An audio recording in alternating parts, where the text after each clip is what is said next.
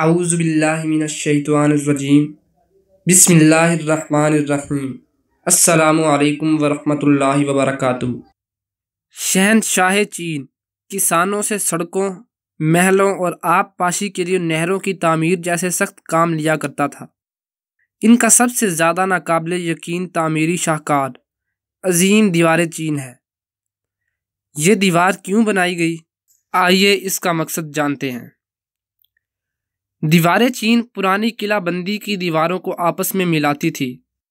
ابتدا میں اس دیوار کا مقصد ملک کو وحشی قبائل کے حملوں سے بچانا تھا، لیکن یہ ملک کو متحد رکھنے کا ذریعہ بھی تھی۔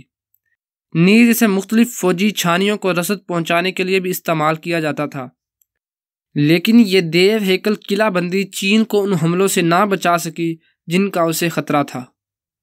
دیوار چین کی تعمیر کے لیے شہنشاہ نے ہزاروں آدمی اکٹھے کیے، جنہوں نے فوجی نظم و ضبط کے ساتھ غلاموں کی طرح کام کیا۔ جن مزدوروں نے اس دیوار عظیم کو تعمیر کیا وہ کسان، قیدی اور سپاہی تھے۔ انہیں کام کی ہدایات دی جاتی اور فوج ان کی سخت نگرانی کرتی تھی۔ ان میں سے بہت سے تعمیر کے دوران تھکن سے چور ہو کر یا بیماری سے مر گئے۔ ان کے مردہ جسموں سے چھٹکارا حاصل کرنے کے لیے انہیں دیوار میں چن دیا جاتا تھا۔ کئی صدیوں تک چینی حکام نے اس ناقابل یقین تعمیر کو جاری رکھا۔ اس دیوار کی تعمیر اور تکمیل حیران کن ہے۔ یہ 3500 کلومیٹر لمبی دیوار ہے۔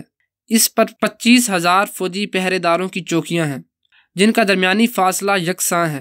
15ویں صدی میں اس کی تعمیر مکمل ہوئی۔ آج یہ انسانی مشقت کا ایسا واحد کارنامہ ہے جو چاند سے بھی نظر آتا ہے، یا یوں کہنا چاہیے کہ زمین پر یہ ایک ایسی شاندار تعمیر ہے جس کا مشاہدہ چاند سے بھی کیا جا سکتا ہے۔